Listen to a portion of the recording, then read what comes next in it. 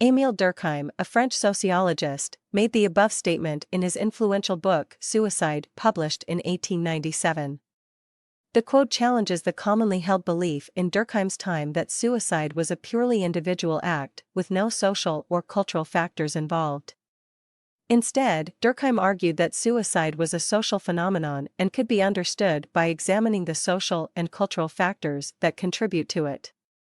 In the quote, Durkheim distinguishes between the suicides of the insane and the voluntary deaths of those who have motives for their actions.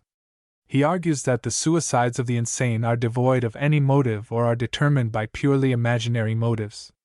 In contrast, the majority of voluntary deaths have motives that are not unfounded in reality. Durkheim's statement has significant social, political, and philosophical implications. Socially, Durkheim's work highlights the role of social integration and regulation in preventing suicide. He argued that suicide rates were higher among individuals who lacked social ties and had weak connections to their communities. This highlights the importance of social support systems in promoting mental health and preventing suicide. Politically, Durkheim's work challenged the prevailing individualistic attitudes of his time. He argued that suicide was not just an individual act but was also influenced by social and cultural factors.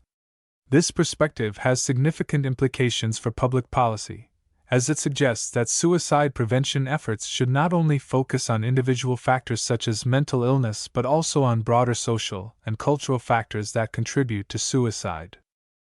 Philosophically, Durkheim's work challenges the traditional view of suicide as a purely individualistic act.